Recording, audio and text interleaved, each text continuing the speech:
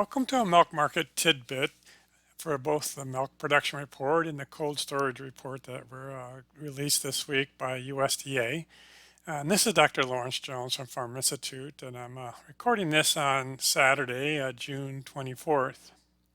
So we did get the milk production report, which always gives us total milk produced, the number of cows, and milk per cow. So when we went into this report, here are the numbers that I kind of had as our what I call typical 68 pounds per cow, and it came in at 67.99, so just about on top. Number of cows I thought were going to go up about 34,000, but actually they kept them flat for last month. And production, I had it at about 0.5% based on the federal milk marketing data, and it came in just about 0.1%. So not too far off of anything. And StoneX had, very similar numbers. I prefer to look at these graphically. So here's our 9,430,000 flat for last month, up from a year ago. And so cow numbers are probably trending up. In the last 2 months, we have lost a few cows, but that's only because of the way that USDA was counting cow numbers. I think this blip up here was just probably not right. Now that we got cow numbers, we can also calculate the cull rate. And that came in for the month about 31.1%. That's the total slaughters for the month divided by the number of cows. And so here is its graph, and we're in this 32 to 34% area here. And this one down blip here was a Memorial Day weekend, so that was a 4-day week. So that was, kind of an anomaly at this point. But we're right in that 32 to 35%. Which suggests that herd might either be stabilized or growing a little bit. So we're going to look at milk per cow per day, and I worked on getting these graphs a little bit cleaner here. So wherever we have an outlier, it's going to just say that we had an outlier here. And you can see that this has been pretty much on an upward trend. The green dot is the seasonal adjusted number that we thought we would come in, and the red dot is where we actually did. So we're a little higher, but only just by a, very, very small amount. So the conclusion, the milk production report is supply historically large, because again, we got over 9.4 million cows.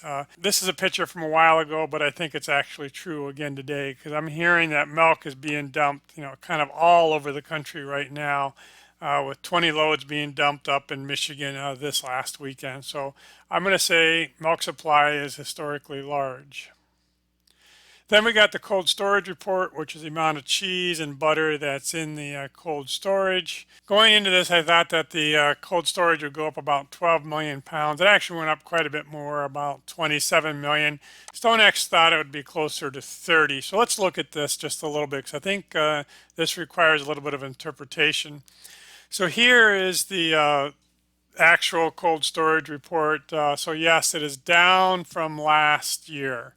It was up a little bit from where I thought it would be on a seasonal adjusted basis. So now the question is, if we reduced cold storage from last year, why aren't prices going up? Because that would suggest that maybe, there's a shortage of cheese. But we talked about that a little while ago. And I think what happened, you got to go back and look at what happened. So this is May here of 2022. And it doesn't matter which graph you put on, but it shows the same thing.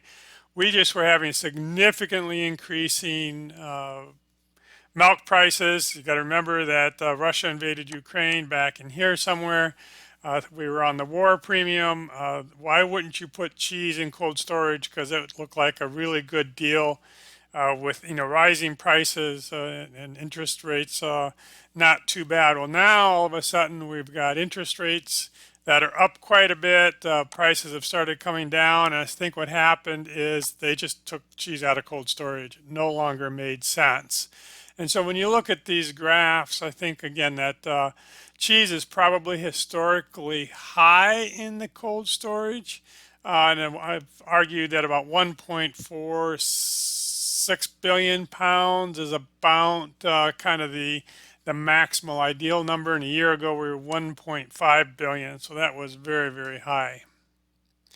So we look at the American stocks, which include both the cheddar and American style cheeses right on top of each other. There are 2 points there. They're just right on top of each other.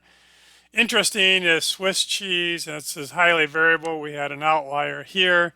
We thought it would come down, but even that seasonal one didn't make sense on the long-term trend. So I think that came in right where it should have.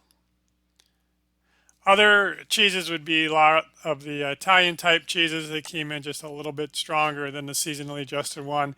Again, down significantly from the trend line, and we had an outlier back here in 2017. Then we look at the butter stocks. I thought they would be, up about 23 million. They came in much stronger, 39 million. StoneX had them at about 25. And so here's the graph of that. And I think what's important on this is last year was actually an outlier when you look at the long-term trend. And I've been saying all along we've been looking at butter kind of the wrong way. So right now there's probably evidence that we're building stocks for the fall. We don't want to get caught again in a situation like we were back here with really short stocks. So it came in, a little bit higher than the seasonally adjusted one. But again, I think that was appropriate for kind of chasing that trend line. So again, I think the conclusion here, there's no shortage of either cheese or butter, and particularly on cheese, we're going to have to get the demand up. Butter is just trying to fill in the gaps and getting ready for the fall. So this next week's going to be much calmer than we had this last week, but I have a crop progress report on Monday, the fourth National Dairy Sales Report and Classic Components for June, and the egg prices and grain stocks on Friday.